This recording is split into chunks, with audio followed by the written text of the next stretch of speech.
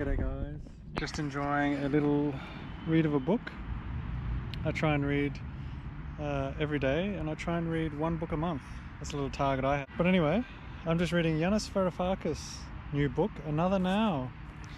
Maybe I'll just read the introduction.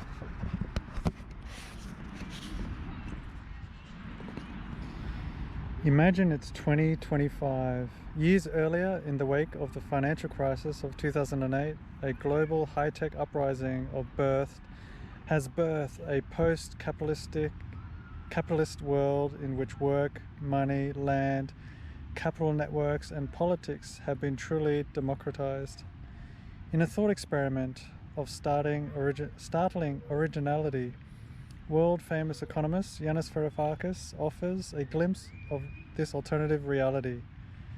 Through the eyes of three characters, a libertarian ex-banker, a Marxist feminist, and a maverick technologist, we see the genesis of a world without commercial banks or stock markets, where companies are owned equally by all staff, basic income is guaranteed, global imbalances and climate change cancelled each other out, and housing is socialized. Is a liberal socialism feasible?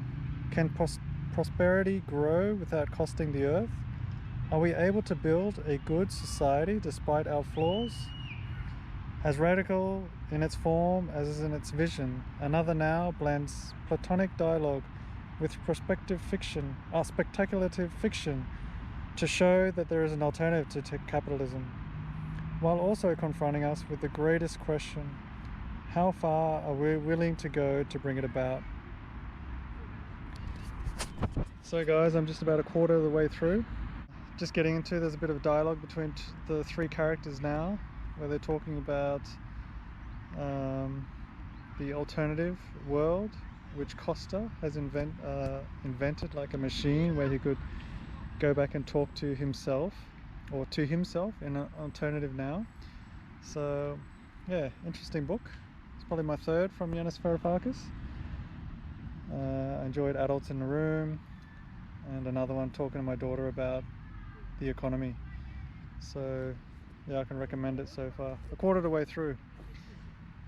Anyway, I try and read one book a month, as I said before. Well, some tips I guess for you would be, I would carry one in my bag. So I carried this book in my bag. I was just at the doctor's before and had 15-20 minute wait, so I was reading my book. Some of the other people were on their smartphones, so I prefer to read the book these days. So for the last 5 years I've been trying to read more books. So that's one tip I can give you, is carry a book in your bag. Another tip would be to leave some books next to your bed. So before I go to bed I try and read 20 to 30 minutes. So I can recommend, as a second recommendation, to leave some books next to your bed.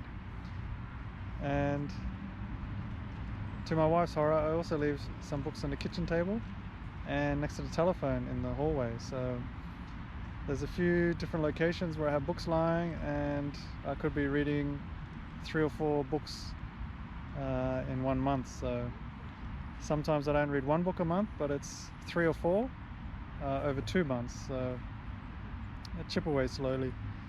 And then like this one, I usually get really involved and I want to try and finish it. So sometimes I could finish it within a week if I'm really motivated.